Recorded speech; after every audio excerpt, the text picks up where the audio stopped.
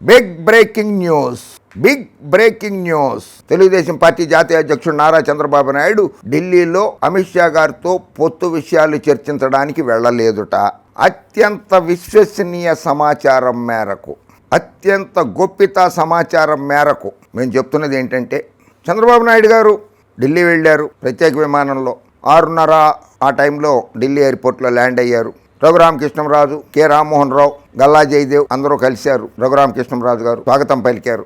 అక్కడి నుంచి గల్లా జయదేవ్ గారి ఇంటికి వెళ్ళలేదు, హోటల్కి వెళ్ళిపోయారు. హోటల్లో రహస్య వ్యక్తులతోటి, కొంత అజ్ఞాత వ్యక్తులతోటి సమావేశమయ్యారు. అజ్ఞాత వ్యక్తులు కారు వాళ్ళు, ప్రముఖ మాజీ న్యాయమూర్తి, బీహార్కు చెందిన ప్రముఖ మాజీ న్యాయమూర్తి తోటి సంప్రదింపులు జరిపారు. ఆ సంప్రదింపులు ఏంటిట, ఉన్నట్టుండి అనూహ్యమైన నిర్ణయం ఒకటి తీసుకుని నితీష్ కుమార్ గారు జంపు జలాని అయిపోయి ఇండియా కూటమిలో నుంచి బయటకు వచ్చేసి ఎన్డీఏ కూటమిలో చేరిపోయి భారతీయ జనతా పార్టీకి మద్దతు తెలిపారు. ఆయన 9వ ముఖ్యమంత్రిగా ప్రమాణ స్వీకారం చేశారు ఆయన నితీష్ కుమార్ గారు. అది ఒక రికార్డు భారతదేశంలో. ఆ తర్వాత ఆయన వచ్చారు, ప్రధానమంత్రి గారిని కూడా కలిసి వెళ్ళారు. అక్కడ గవర్నర్ గారు ఆదేశాల ప్రకారంగా రేపు అంటే 10వ తేదీ నాడు బలపరీక్ష ఉన్నది శాసనసభలో. కాంగ్రెస్ పార్టీ తన ఎమ్మెల్యేలని, ఆ పార్టీకి చెందిన ఎమ్మెల్యేలని ఒక 20 మందిని హైదరాబాద్కి తీసుకొచ్చారు. హైదరాబాద్లో రిసార్ట్స్లో ఉన్నారు వాళ్ళు ఒక 20 మంది. అయితే చంద్రబాబు నాయుడు గారు ఎందుకు వెళ్ళారంటే ఢిల్లీకి, 1995 నుంచి శాసనసభ్యులను కొనడం అలవాటైంది. గంపగుత్తగా తెలుగుదేశం శాసనసభ్యులను కొని ఎన్టీఆర్ గారిని వెన్నుపోటు పొడిచారు, అధికారాన్ని చేజిక్కించుకున్నాడు.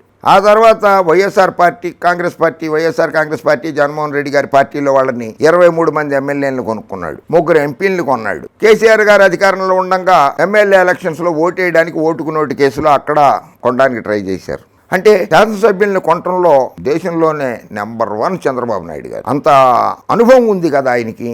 కాంగ్రెస్ ఎమ్మెల్యేలు 20 మంది ఇక్కడ ఉన్నారు కదా, బీహార్ కాంగ్రెస్ ఎమ్మెల్యేలు. ఆ ఎమ్మెల్యేలని చంద్రబాబు నాయుడు గారు కొని ఎన్డీఏకి అప్పచెప్పి నితీష్ కుమార్ గారిని అక్కడ విశ్వాస పరీక్షలో గెలిపించి, అయ్యా నేను మీకు హెల్ప్ చేశాను, మీకు సహకరించాను, సో మాతో పొత్తు పెట్టుకోండి, జగన్మోహన్ రెడ్డి గారిని వదిలేయండి, మీరు ఎన్డీఏకి నేను సహాయపడ్డాను, సహకరించానని చెప్పి చెప్పుకుంటాం కోసం వెళ్ళారట ఢిల్లీకి. విశ్వసనీయ సమాచారం మేరకు. అది ఆ మాజీ న్యాయమూర్తి గారు బీహార్కి చెందిన ఆయన మోడీ గారి ప్రభుత్వం మీద గుర్రుగా ఉన్నారు. అందుకని నితీష్ కుమార్ గారు ఆ మాజీ న్యాయమూర్తిని రంగంలోకి దింపి చంద్రబాబు నాయుడు గారితో సంప్రదింపులు జరిపించారు. అది ఒక ఎత్తు. చంద్రబాబు నాయుడు గారితో నరేంద్ర మోడీ గారు కలవనని చెప్పారట. అమిత్ షా గారు ఏదో 25 సార్లు మనకు మెసేజ్లు పెట్టారు, కలుస్తానంటున్నారు. తర్వాత ఏదో ఎమ్మెల్యేలను కొండల్లో నేను సిద్ధహస్తుని, బాగా అనుభవం ఉన్నవాడిని, బీహార్ ఎమ్మెల్యేలను ఏదైనా సరే నేను కొన్నో ఏదో ప్రలోభ పెట్టో ఏదో రకంగా చేసి నేను ఎన్డీఏ ప్రభుత్వాన్ని, నితీష్ కుమార్ గారి ప్రభుత్వాన్ని నుంచోబెడతానని చెప్పి చెప్పడానికి వస్తున్నాళ్ళే మన దగ్గరికి అని అంటే మోడీ గారు చెప్పారట, అయ్య బాబోయ్ చంద్రబాబు నాయుడు విశ్వాసఘాతకుడు, మాయ మాటలు చెప్తాడు, మోసకారి, అవినీతి పరుడు, అతనితో మాట్లాడేటప్పుడు చాలా జాగ్రత్తగా వ్యవహరించు, నన్ను ఎన్ని బూతులు తిట్టాడో నీకు తెలుసు, సంసారం చేయడం చేత కాదన్నాడు, ఈ దేశ ప్రధానికి పనికిరానన్నాడు, మోదీ హఠావో అన్నాడు, నన్ను ఆంధ్రప్రదేశ్లో అడుగు పెట్టనివ్వని అన్నాడు, నువ్వు తిరుపతి వెళ్తే నీ మీద రాళ్ళు వేయించాడు, అన్నీ తెలుసు కదా నీకు, కనుక అతనితో చాలా జాగ్రత్తగా మాట్లాడు, ఆచితూచి మాట్లాడని కూడా మోడీ గారు అమిత్ షా గారికి సలహా ఇచ్చాట. అది కాకుండా తెలంగాణలో కాంగ్రెస్ కి సపోర్ట్ చేశాడు, శాసనసభ ఎన్నికల్లో బీజేపీని దెబ్బకొట్టాడు, అటువంటి వ్యక్తితో చర్చలు జరిపేటప్పుడు చాలా జాగ్రత్తగా జరపండి అమిత్ షా గారు అని చెప్పి మోడీ గారు సలహా ఇచ్చారట.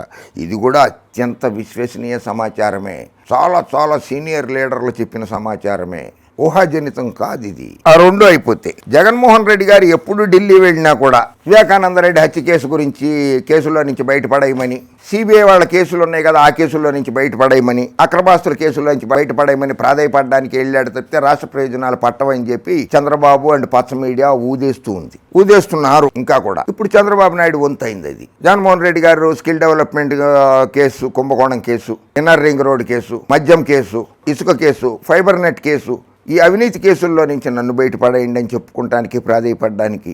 ఆ తర్వాత లేటెస్ట్గా ఇది 46 పేజీల డాక్యుమెంట్, ఇది 46 పేజెస్ డాక్యుమెంట్, 46వ పేజీది.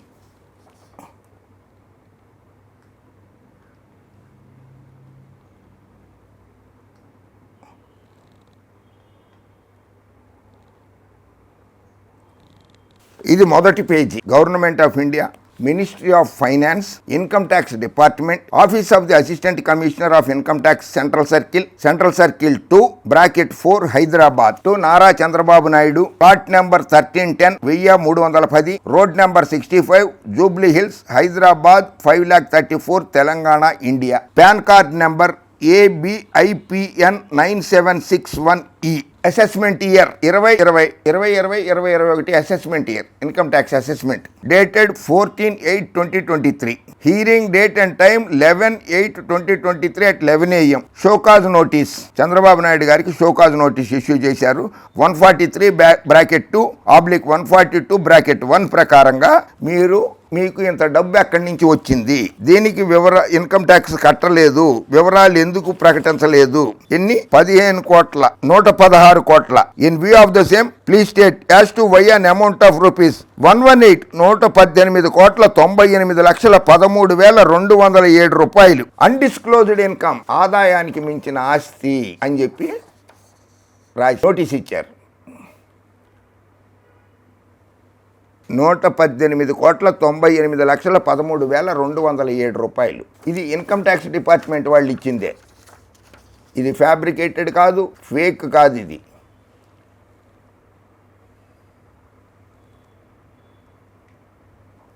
ఇందులో ఒక్కొక్క పేజీలో కూడా చూసుకోండి. స్కిల్ డెవలప్మెంట్ కుంభకోణం కేసులో కావచ్చు, ఎక్కడెక్కడి నుంచి చంద్రబాబు నాయుడు గారు డబ్బులు ఏ రకంగా మనోజ్ వాసుదేవ్, పార్థసాని, మంగేష్ రాణే, MVP కన్సల్టెంట్స్ నుంచి, అతుల్ సోని, వీళ్ళందరి ద్వారా షెల్ కంపెనీల ద్వారా చెప్పారు. Delivery of cash to Shri Chandrababu Naidu. Around 2016 MVP got in touch with Mr. P. Srinivas, private secretary to Chandrababu Naidu. During the course of his statement under section 132(4) of the Income Tax Act 1961, MVP has asked to narrate the circumstances under which he got introduced to Mr. Srinivas and the transactions carried out on his instructions. The relevant excerpt of his statement is reproduced below. అందరి స్టేట్మెంట్లు ఉన్నాయి ఇందులో.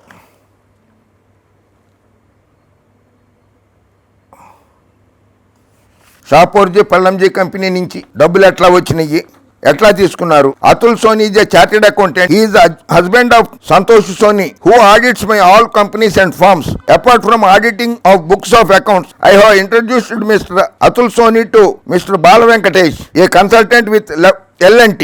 ఇగో ఇలా కోట్లాది రూపాయలు suit case కంపెనీల ద్వారా చంద్రబాబు నాయుడు గారికి చేరాయని ఇవన్నీ ఇన్కమ్ ట్యాక్స్ డిపార్ట్మెంట్ వాళ్ళు రాసినవి. జగన్మోహన్ రెడ్డి గారి ప్రభుత్వం రాసినవి కాదు. తిప్పరాజు రమేష్ బాబు ఫేక్ డాక్యుమెంట్ కాదు ఇది.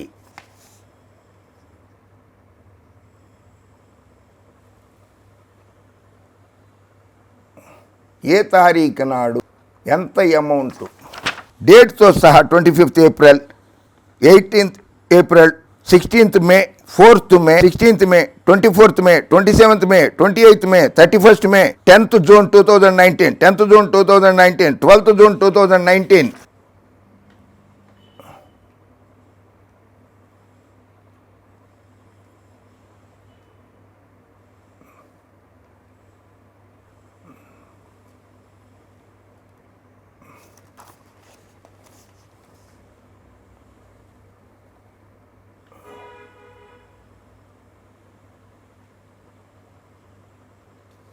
అయ్యి బాబోయ్, ఈ పేజీలు చూస్తుంటే, ఈ లెక్కలు చూస్తుంటే దడదళ్ళాడిపోతుంది. రాష్ట్ర ప్రజల సొమ్ము చెమటోడ్చి పన్నులు కట్టిన ప్రజల సొమ్ముని ఏ రకంగా చంద్రబాబు నాయుడు గారు నొక్కేశారా అన్నది అర్థమైపోతుంది.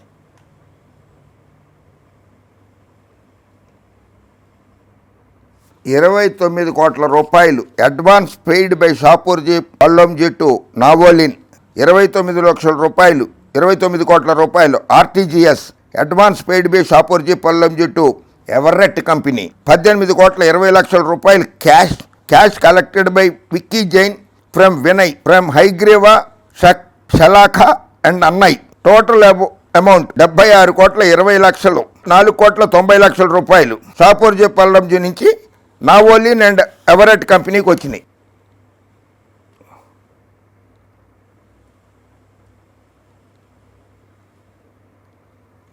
చంద్రబాబు నాయుడు గారి PS శ్రీనివాస్ ఇచ్చినటువంటి ప్రకారంగా మేము వీళ్ళందరికీ ఇంతంత అమౌంట్లు ఇచ్చి చంద్రబాబు గారి ఖాతాలోకి జమ చేశామని చెప్పారు.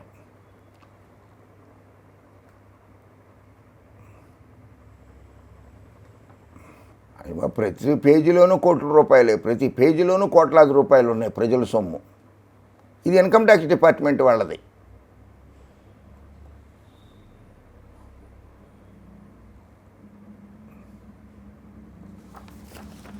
మూడు 11/19 నాడు ఈ అమౌంట్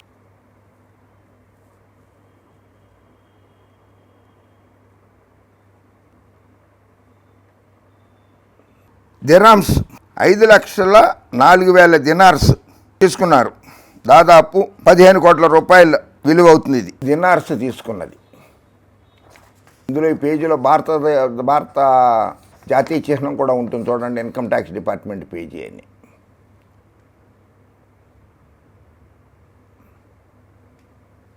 రే ఈ లెక్కలు చూడండి తెలుగు ప్రజలారా, ఈ లెక్కలు చూడండి. చంద్రబాబు గారి ఖాతాల్లోకి ఎలా వెళ్ళిపోయినాయి, తెలుగుదేశం పార్టీ ఖాతాల్లోకి ఎలా వెళ్ళిపోయినాయి అనేది.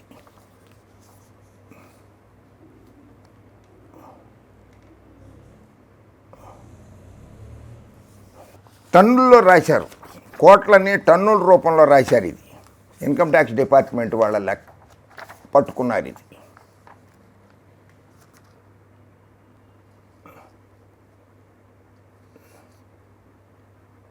CBN హైదరాబాద్, 10 CBN హైదరాబాద్, ఇవన్నీ ఇక్కడ రాసి ఉన్నాయి. ఇవన్నీ కూడా కోడ్లో స్టీల్ని టన్నుల్లాగా ఎలా లెక్కిస్తారో అలా కోట్లాది రూపాయలని టన్నుల్లాగా లెక్కించారని ఇన్కమ్ ట్యాక్స్ డిపార్ట్మెంట్ చెప్తోంది. ఇదిగో రిటర్న్ ఇన్ కోడ్ యా steel in tons, amount paid 1, 10, 100, 1000, 10,000, లక్షలు, 18,93,00,000 రూపాయలు 2018-19. Total amount received by Chandrababu Naidu. Total amount received by Chandrababu Naidu.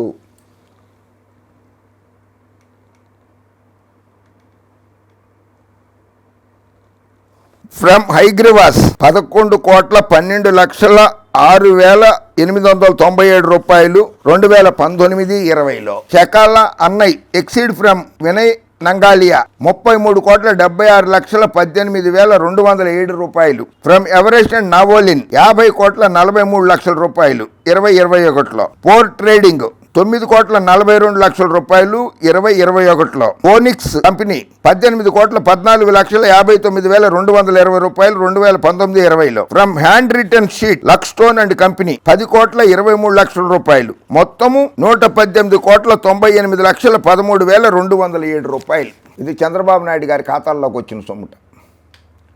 Income tax department రాసింది. సో ఇది ఆయన బాబు ఆ ఇన్కమ్ ట్యాక్స్ కేసుల్లో నుంచి నన్ను బయటపడండి. జగన్మోహన్ రెడ్డి స్కిల్ డెవలప్మెంట్ కేసులో అరెస్ట్ చేశాడు. 53 రోజులు జైల్లో ఉండొచ్చాను. ఇప్పుడు enforcement directorate, revenue intelligence, CBI వాళ్ళు కూడా అరెస్ట్ చేస్తే, ఇన్కమ్ ట్యాక్స్ డిపార్ట్మెంట్ వాళ్ళు అరెస్ట్ చేస్తే ఢిల్లీలో ఉండాలి, తిహార్ జైల్లో ఉండాలి నేను. కనుక నన్ను కాపాడండి మహాప్రభు, నేను మీకు ఏదో రకంగా సహాయపడతాను. బీహార్లో ఎన్నికలు రాబోతున్నాయి, లోక్సభ ఎన్నికలు రాబోతున్నాయి. నేను పార్టీ ఫండ్ ఇచ్చుకుంటానని చెప్పుకుంటానికో ప్రాధాయపడడానికి వెళ్ళాడు తప్పితే భారతీయ జనతా పార్టీ వాళ్ళు చంద్రబాబు నాయుడు తోటి పొత్తు పెట్టుకుంటానికి ఇష్టపడడం లేదు, పైగా అసహించుకుంటున్నారట కూడా. మోడీ గారికి అయితే అసలే ఇష్టం లేదట విశ్వసనీయ సమాచారం ప్రకారం. ఇది జరుగుతున్నది ఢిల్లీలో జరుగుతున్న రాజకీయాలు. ఓకే, పచ్చ మీడియాని నమ్మకండి. పచ్చ పార్టీ వాళ్ళు చెప్పే అసత్యాలు ప్రచారం చేస్తే వాళ్ళ మాటలు నమ్మకండి. జై హింద్.